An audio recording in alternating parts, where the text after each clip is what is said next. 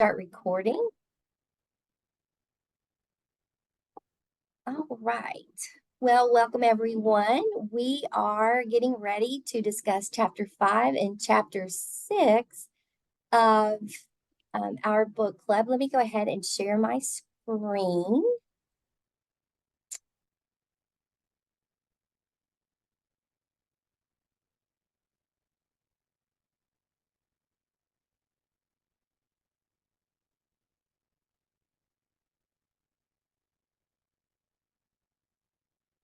All right. Can everyone see it?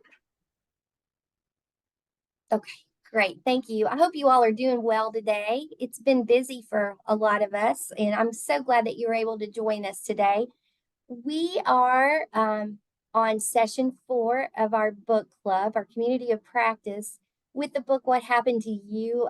Conversations on Trauma, Resilience, and Healing. And today we're going to be looking at chapters 5 and 6. And like I said, I'm so glad you could join us today. Just as we always do, be sure to take care of yourself while participating. We want to make sure that you understand that we know that this information can be hard at times. It can be difficult. And if you feel like you need to take a break, please, please, please do so. It's not always pleasant what we talk about, but we know these things are so important, especially in the work that we all do. Today, here's the agenda. We're going to do group agreements. We're going to do chapter 5, key takeaways and reflections. We're going to do a short breakout group. And then chapter 6, key takeaways and reflections. And then once again, breakout groups. Here's our group agreements. These are 5 things that we had talked about: confidentiality, amnesty, the right to pass, we don't feel comfortable sharing, and then respectful listening and just being present while we're having our conversations and doing the work that we're doing today. So chapter 5 was deep for me because it had a lot of biological stuff in it, but doesn't it always when it talks about the brain? So connecting the dots between what happened to you and how it might affect you is key. So Dr. Perry talks about it, key to understanding why you're feeling what you're feeling, and then more importantly, figuring out why you react the way you do. Maybe when somebody says something or acts a certain way. So in this chapter, Dr. Perry discusses people's history, one's current history or one's current physical and emotional state. And also he looks at that through the context of trauma. So he talks about fear and how we inherit fear. He brought the reader's attention to how we might have a heightened sense of fear that can be inherited. But he also brings up that fear is not the only thing that we inherit. We inherit psychological traits. So think about that for a moment. Think about a psychological trait that you might have inherited. We inherit emotional characteristics. And me and my daughter was just talking about this recently. And we also inherit behavior patterns. Dr. Perry believes a better understanding of how we acquire our emotional, psychological, and behavioral heritage can help us deal with it and even overcome some negative aspects. So here's some key takeaways that I wanted to bring up from chapter 5. We inherit more than just genes from generations before us. Our ancestors pass on their fears, their pain, their beliefs, and the values to us. Fortunately, we can be the generation that breaks the cycle of negative transmissions. So if you have some negative beliefs that maybe you've inherited or values that you've been taught, transmitted, maybe you're that person that can break that cycle.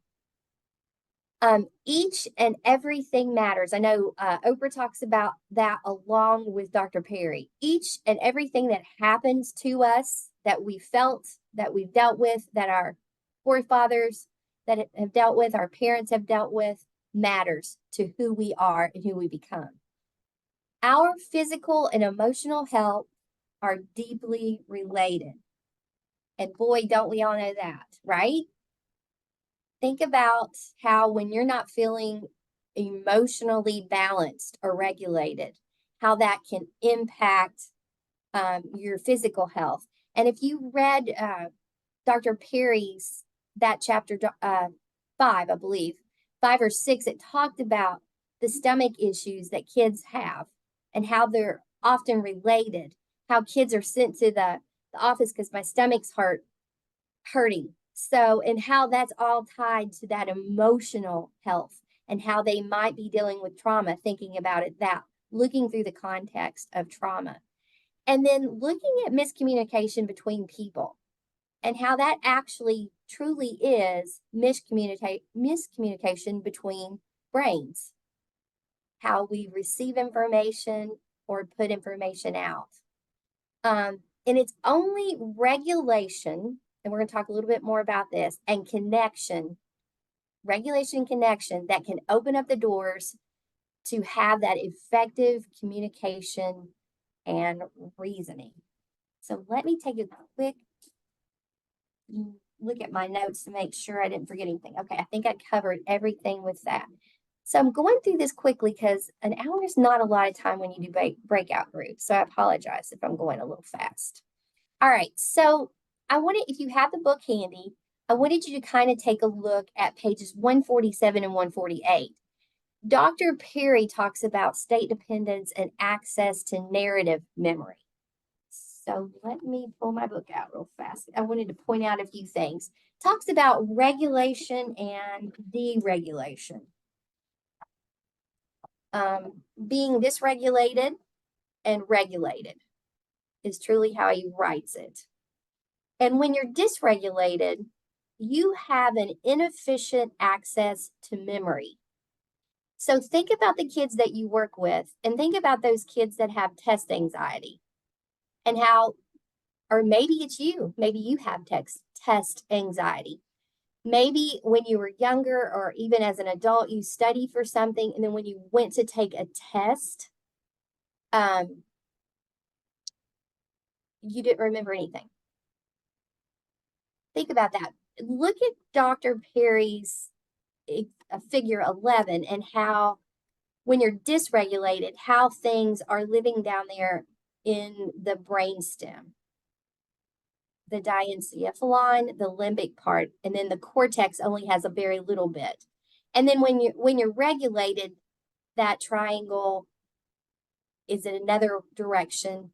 And look at what the cortex is holding, that information. So regulate, relate, and reason. And I wanted to give you an example of something that I did as a school counselor. And I know when you have kids that are taking the big test at the end of the year, you want to put those kids who have accommodations with people that they feel safe with, that they feel comfortable with, that they feel comfortable asking questions or just feel okay being around. Because if they don't feel, think about that, they don't feel safe in an environment, what are they going to be able to retrieve from their brain whenever they were learning in the classroom? Then if you throw a little bit of trauma in there, because a lot of kids we work with come from trauma, you throw a little bit of trauma in there with that, then think about what that adds to it. So if you don't feel safe, and if your brain's not working the way it should, you're not regulated, that really makes a difference with what you do whenever you're doing your schoolwork. Or think about maybe a kid in your classroom that doesn't feel really comfortable with a teacher. What are they actually learning if they're not regulated? So just some thoughts that I thought I'd pull from the book from that perspective. All right. Here's our first reflection. Okay, it's moved around here. So looking through the context of trauma, through that lens, how will you reason with someone who is fearful, angry, or frustrated? So think about that. This is going to be the reflection that I want you all to talk about during the breakout groups. But I also want to give you this piece of information that Dr. Perry shared with us in the book. It gives you 3 steps: regulate, relate, connect, and reason. So step 1 is regulate.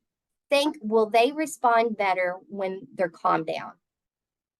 And what can you do to achieve this? Now, this can be when you're working with students. This can be working with coworkers. This could be working with family members, partners, siblings, parents, whatever you want to do. Step 2, relate and connect. Think, how can I interact more positively with them after they're regulated, of course, right? And then step 3, reason. Think, how will I reason with them so they don't feel like I'm just simply blaming them? So I wanted to give you all this bit of information before I send you to breakout rooms if you wanted to use this.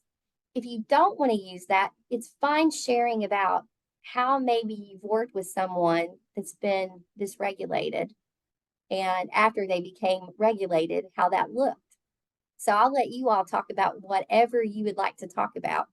So let me look at the breakout rooms now and get you all put in those. I think we'll do 2. Let me assign, let's create those.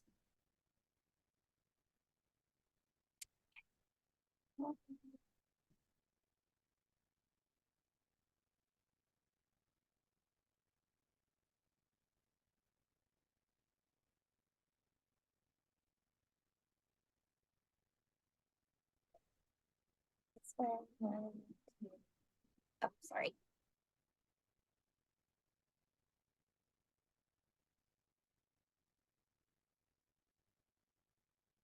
Sorry, guys.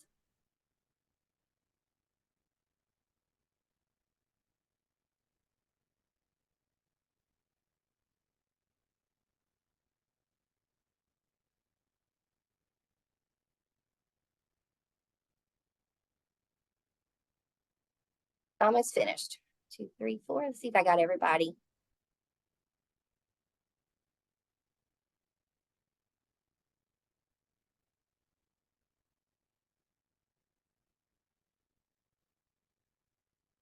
Okay, I think I have everybody assigned, but if I didn't, I'll assign you if you're still sitting here, okay? So we're gonna do 10 minutes and we're gonna talk about that question, okay? And then we'll come back.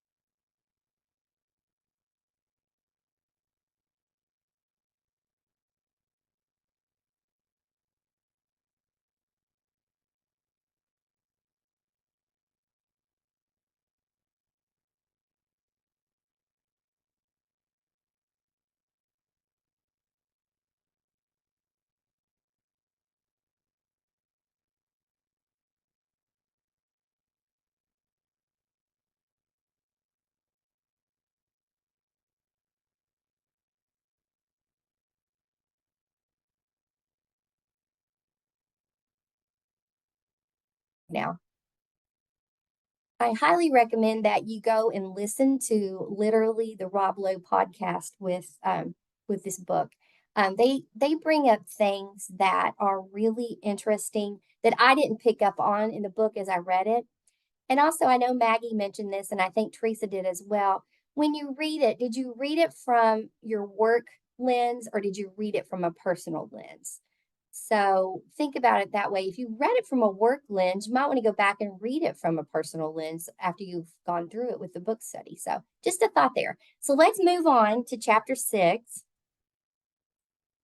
Maybe. going backwards. Okay. Still going backwards. Sorry, guys. There we go. From coping to healing. And so Dr. Perry says you can't love if you haven't been loved.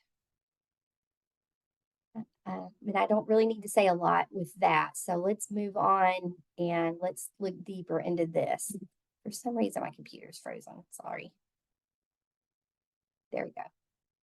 So the first thing we're going to talk about is we're going to talk about the neglect that Dr. Perry talked about. There's different forms of neglect.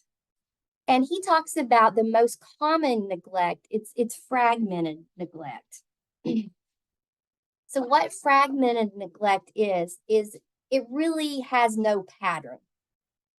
Some days a caregiver comes to soothe the baby when they cry. Other days, they don't soothe the baby. And on other days, maybe a caregiver will respond with anger. So it's just fragmented. Then he talks about splinter neglect. Now, splinter neglect is where the experiences received by the infant or the child, they're timely and patterned, but others are not. So oftentimes normal development happens in some areas with the child, but sometimes it doesn't. So it's just splinters. It's splintered, that word. Then I found this very interesting, the outsourced parenting. And this happens a lot with wealthy parents. So they hire different people to care for their children or their child. And so there's really no relational consistency that happens early in life with an infant. Another point he brought up is he said outsourced parenting can happen when parents are on their phones a lot. When your kid needs attention and you're always on a screen, you might have a child, and I've seen this actually happen, to where a parent or a caregiver or somebody in charge of a kid will actually be pulling on a parent's shirt or a sleeve of a shirt or hitting them. And they're so in tune to what they're looking at on the screen versus what their child's needs are. So that's something to think about too when we're thinking about neglect. And think about, once again, once you put that in the context of a trauma lens and children are experiencing these forms of neglect. Then disassociation. He talks a little bit about disassociation in this chapter. So when an infant's needs aren't met, the fight or flight takes over. So what do babies do when they aren't getting what they need? They often cry. So if the crying doesn't elicit that child's response, children will often go into what is called disassociation. So it's like their own little world, and that is how they're dealing with that pain or that unmet needs. So disassociation is not only used by infants, but guess what? We all use disassociation. So how do we use disassociation? Well, if you're sitting at your desk and your mind starts to wander, that's okay. That is just mind wandering, daydreaming. And that's where we get, a lot of times we get our creativity from, or, we're just thinking about something really hard. But sometimes when things get challenging, he says, for adults, it can turn into frequent disassociation. So instead of looking at addressing challenging things, we could go into a dissociative disorder. And so what happens there? People that don't like conflict will often become pleasers. Okay? So maybe they won't say no to somebody. So they'll take that and they'll take it to the next step. People will sabotage relationships because they'll emotionally disconnect from their partner through this disassociation, because they don't want to tackle an issue that's happening in the relationship. Um, Other things. Trying to think of other ways that people disassociate sometimes. There's so many different things. So it's healthy to daydream, but it's not healthy when we move into that unhealthy part of where disassociation becomes a disorder. So Dr. Perry talks about doing this. Eliminating negative forms of disassociative behaviors by using the power of intention. So just remember this. An intention goes ahead of everything you say and do. So if you feel you have these tendencies, you can ask yourself this question. What is my intention in saying this or doing this? So if somebody asks you to do something and you really don't want to do it, but you say yes, before you say yes, ask yourself that question. What is my intention in doing this? Maybe you're getting ready to say something that's probably not the best thing to say. You can ask yourself, what is my intention in saying this to this person? And remember, we're looking at this through the context of trauma, but it's something to think about. It really brought a lot of things to light in my world when I was reading this. So here's some key takeaways. Neglect is as toxic as trauma, especially in the first 6 years of life. The longer a child spends in a neglectful environment, the harder it will be for them to recover from that. Failing to be present for your kids or children can lead them to have low self-worth. And finally, not all forms of disassociation are bad, but disassociation is harmful when it gets out of hand. So let me go here. Here's our reflection. How easy do you think it is for you to say no? How often do you want to say no when you say yes? And do you have any thoughts on why you can't say no? This really hit home for me when I was typing it. I was like, I could answer that and maybe I can or maybe I can't, but it really made me think. So we're going to go back into breakout groups and I want you all to talk about this. You can talk about this in your work, in your personal life, whatever you want to do. But I think it's a great reflection on what he talked about in chapter 6. Okay, so let me take you back to the breakout rooms. Maybe if I can get this to work for me. Sorry, guys. Ah, there we go.